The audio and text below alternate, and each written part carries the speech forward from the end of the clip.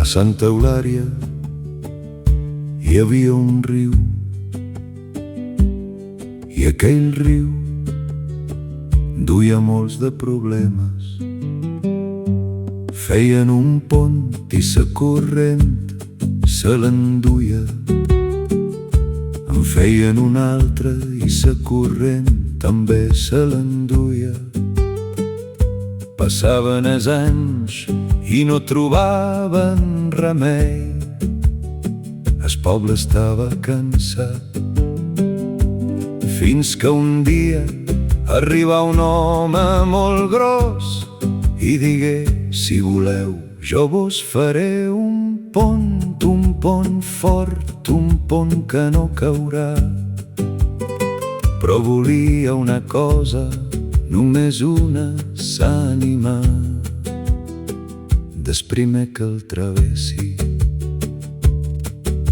tothom ho va entendre, aquell home era el dimoni, però el poble necessitava el pont i varen acceptar.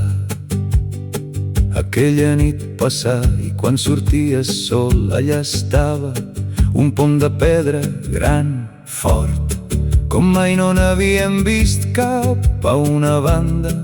Esperava sa gent a l'altra, esperava el dimoni, qui seria el primer.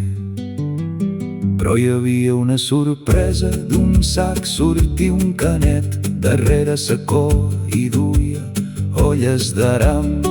Espantat per Renau corria, corria i travessà el pont com una fletxa. I un home cridà: aquí teniu sa vostra paga, vostra és sa seva ànima. El dimoni s'omplí de ràbia, pegava puntades, cridava, maleïa el poble i rompia pedres del pont. Però no va veure que el capellà feia sa benedicció amb sa creu a sa mà. I davant sa creu el dimoni se'n va anar. I encara avui a Santa Eulària hi ha pedres del pont, pedres que ningú ha pogut tornar a posar.